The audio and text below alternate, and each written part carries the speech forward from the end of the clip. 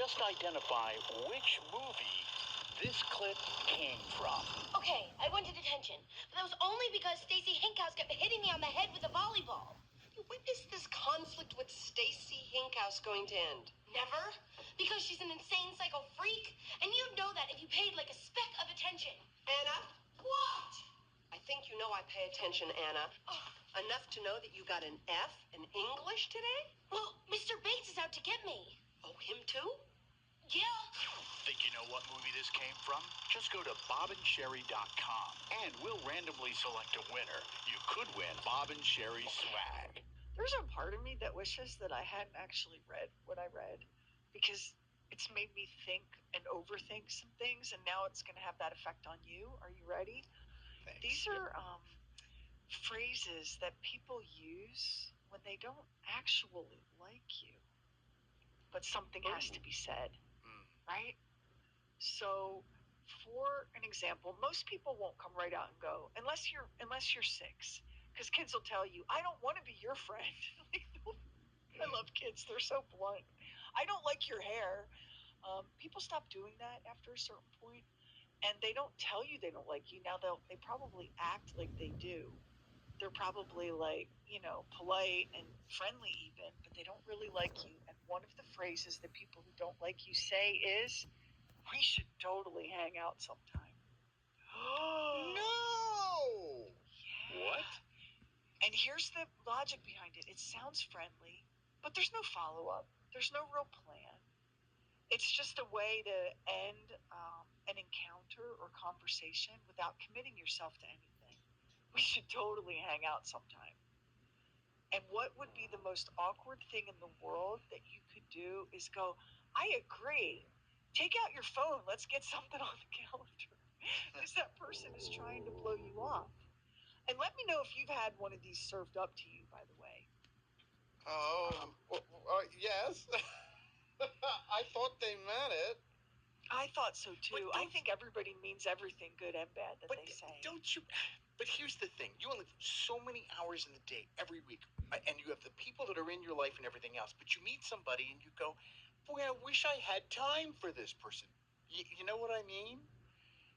I agree with you. So And this next one really hits home like that for me. The phrase, "I've just been super busy."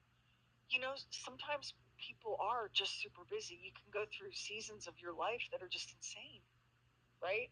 Like, I've watched my sister wife, Joni, caring for elderly family members, planning funerals and memorial services and weddings, and dealing with babies being born and being in the NICU. She's really super busy. And so if she says to you, "I've just been really busy," she's busy.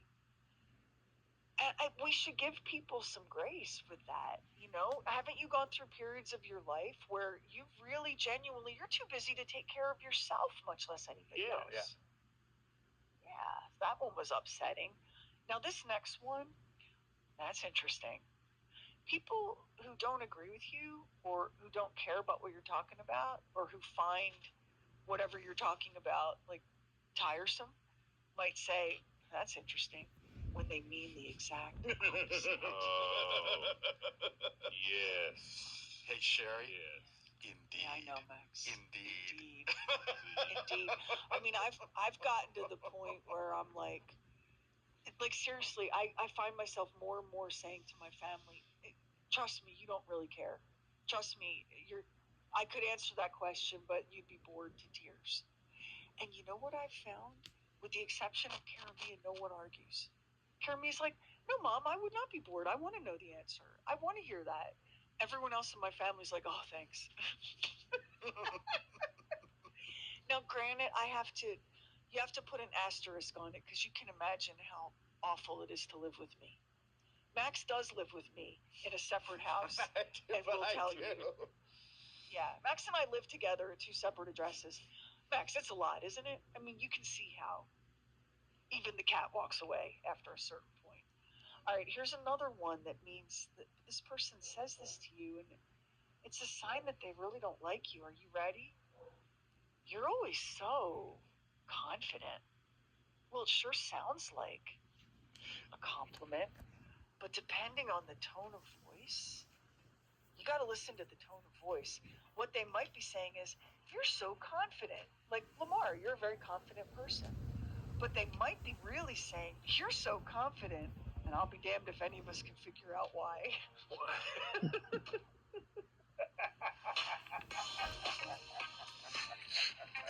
Do you know what my favorite response to when somebody says something that's mildly insulting? Like, do you really think those people you work with on that radio show are funny? I go, huh. I like it. Do you know what I've taken to doing? I've taken to cocking my head like a bird and going, what do you mean? Yeah. When I know perfectly Yep. well. What you Explain. Huh. I don't understand. What? That is good. I like it. I like What do you mean? Feel free Or to if use someone says something that is really offensive, that they're trying to be funny, or they're trying to get away with something really offensive dressed up as a joke. I don't get it.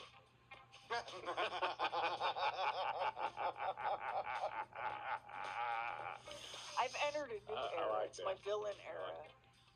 I've spent my lifetime being a people pleaser, and in my new era, I think discomfort can be good for the soul because it's how we grow. So if I've just made you uncomfortable, you're welcome. It's the Bob and Sheri Show. It's the